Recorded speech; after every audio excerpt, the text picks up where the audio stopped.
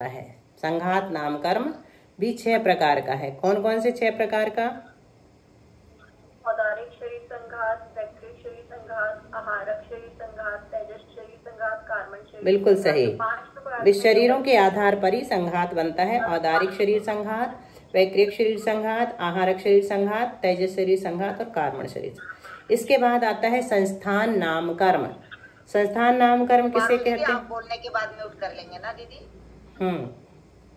संस्थान नाम कर्म किसे कहते हैं? जिस कर्म के उदय शरीर का आकार बनता है, आकार बनता है। बिल्कुल ठीक। जिसके उदय से औदारिक आदि शरीरों की आकृति बनती है वह संस्थान नाम कर्म है। वह 6 प्रकार का है। कौन से 6 प्रकार का है बोलिए मनीषा जी? उपचक संस्थान, उंडक संस्थान, समचतुरस संस्थान। शुरू से बोलिए, क्रम से। क्रम बिगाड़ दिया आपने। नहीं, क्रम से किसको याद है? स्वाति संस्थान और संप्राप्ता नहीं, वो तो ये है। हाँ, पहला कौन सा है? उपजक संस्थान, परिमंडल संस्थान, स्वाति संस्थान, एक मिनट। पहला कौन सा है? पहला संस्थान कौन सा है? हाँ, समचतुरस्र संस्थान। नहीं, समचतुरस्र संस्थान। दूसरा? हाँ, देखिए हम इसलिए गलत बोल रहे हैं। आप लोगों ने 6 नाम बोले, फिर भी हम इसको गलत क्यों कह रहे हैं? क्योंकि कर्मकांड में क्रम का बहुत महत्व है। आदि के 3, अंत के 3 ऐसा कहा जाएगा।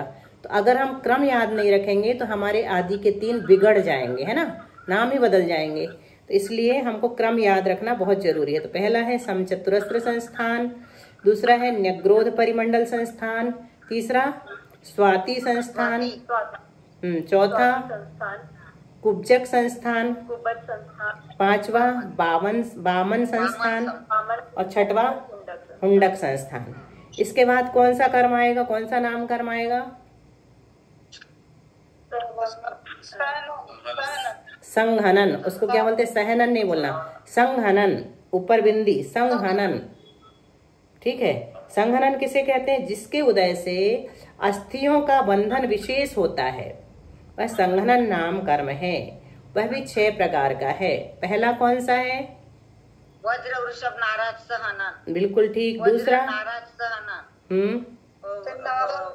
तीसरा? नाराज सहनन। अर्ध नाराज सहनन। कीलित या कीलक। और 5 असंप्राप्त स्त्रपाटिका संघनन। इसके बाद कौन सा नाम कर्म आएगा? संघनन के बाद सूत्र से बताइए। हाँ, स्पर्श नाम कर्म। स्पर्श नाम कर्म किसे कहते हैं? जिसके उदय से स्पर्श की उत्पत्ति होती है वह स्पर्श नाम कर्म है। वह 8 प्रकार का है। कौन सा है 8 प्रकार का स्पर्श? हल्का भारी,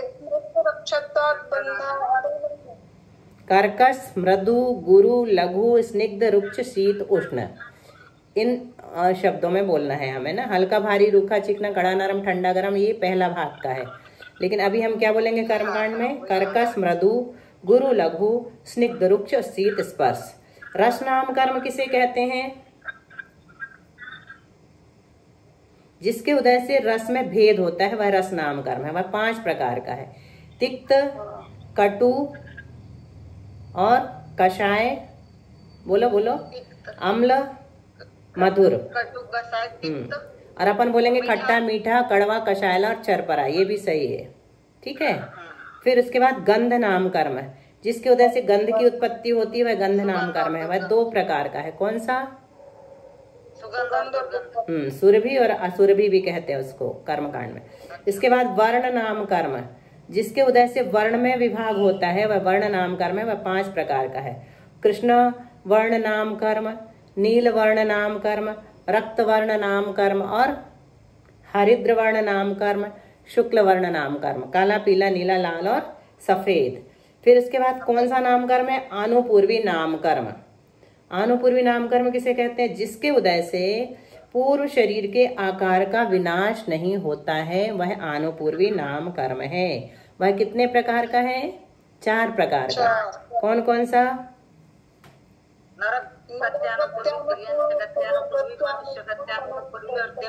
नरक गत्यानुपूर्वी और कहीं कहीं आपको प्रायोग्यानुपूर्व भी लिखा हुआ मिलेगा।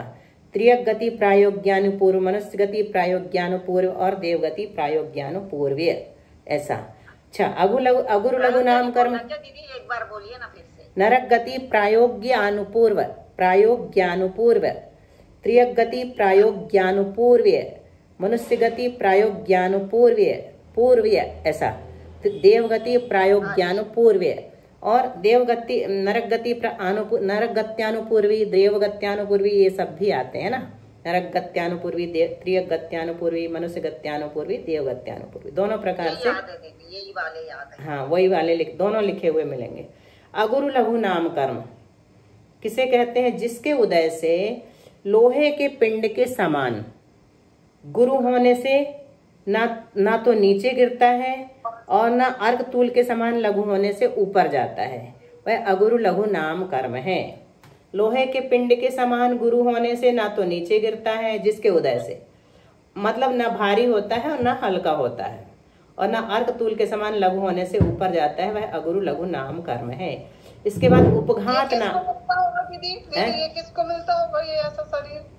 कैसा? ही अपना भी है ना अगुरु लघु नाम कर्म, नहीं तो अपन नीचे बैठे ही रह जाएंगे। अगुरु लघु नहीं रहेगा तो चल नहीं पाएंगे। सबका रहता है कि जैसे मान लो चींटी है तो उसके भी अगुरु लघु नाम कर्म सबका रहता है, हर एक जीव का। तो उठ जाएगी कहीं भी। सबका रहता है, हर एक जीव का। जो हम चल पा रहे हैं वो अगुरु लघु नाम कर्म के उदय में ही चल पा रहे हैं। और इसके अलावा धर्म द्रव्य चलाती है, अधर्म द्रव्य रोकती है। दीदी अपन खड़े भी होते हैं तो फिर वो अगुरु लघु गुण के कारण ही उसी के कारण बैलेंस जो बना रहता है ना अपना, ना अपन हल्के हो जाते हैं ना भारी हो जाते हैं, बल्कि बैलेंस बना रहता है, चल पाते हैं। उपघात नाम कर्म किसे कहते हैं?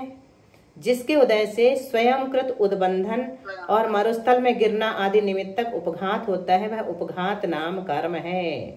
स्वयंकृत, अपने अंगों से अपना ही घात हो जाना, वो उपघात नाम कर्म कहलाता है। परघात नाम कर्म किसे कहते हैं?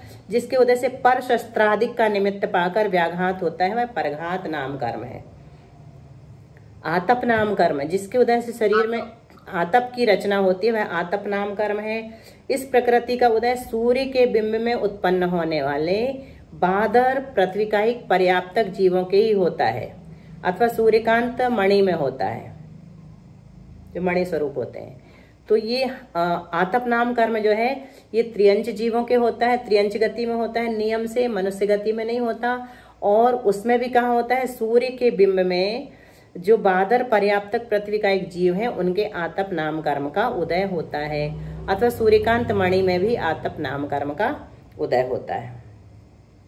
इसके बाद उद्योत नाम कर्म किसे कहते हैं? जिसके निमित्त से शरीर में उद्योत होता है, वह उद्योत नाम कर्म है। जैसे चंद्रबिंब और जुगनू आदि में, चंद्रमा के विमान में जो बादर पर्याप्तक पृथ्वी का एक जीव रहते हैं उनके उद्योत नाम कर्म का उदय होता है, और जुगनू आदि के भी होता है। इसके बाद उच्छ्वास नाम कर्म, जिसके निमित्त से उच्छ्वास होता है वह उच्छ्वास नाम कर्म है, श्वासोच्छ्वास। और विहायोगति क्या है? विहायोगति नाम कर्म, विहायस का अर्थ है आकाश, उसमें गति का निर्वर्तक कर्म विहायोगति नाम कर्म है। उसके दो भेद हैं, कौन कौन से? प्रशस्त अप्रशस्त। प्रशस्त विहायोगति और अप्रशस्त विहायोगति। इसके बाद प्रत्येक शरीर नाम कर्म, शरीर नाम कर्म के उदय से रचा जाने वाला जो शरीर जिसके निमित्त से एक आत्मा के उपभोग का कारण होता है वह प्रत्येक शरीर नाम कर्म है। देखो, शरीर नाम कर्म के उदय से रचा जाने वाला जो शरीर जिसके निमित्त से एक आत्मा के उपभोग का कारण होता है वह प्रत्येक शरीर नाम कर्म है। मतलब एक शरीर का एक ही स्वामी होता है, वह प्रत्येक नाम कर्म कहलाता है।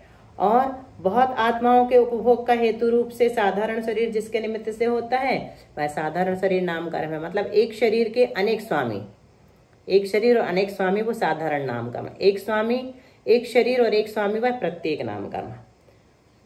त्रस नाम कर्म किसे? तो चलेगा ना दीदी? एक शरीर एक स्वामी और एक शरीर अनेक स्वामी। बस ये सरल परिभाषा।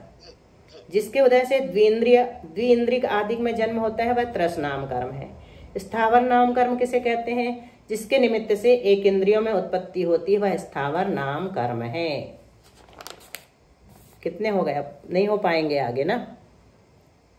हाँ, समय खत्म हो रहा है। दीदी मैं इसमें अभी ऐसे पन्ना इसमें पलटा है, तो ये आगे आ रहा है शायद, ये वर्णन जो आप बता रहे हैं पूरा आ रहा है। मैं भी ऐसा मुझे लगता है। अच्छा, आने वाला है। कौन सा गाथा में दे रहा है? एक सेकंड। ये है 33 नंबर की गाथा, और उससे पहले बल्कि 32 में शुरू हो रहा है।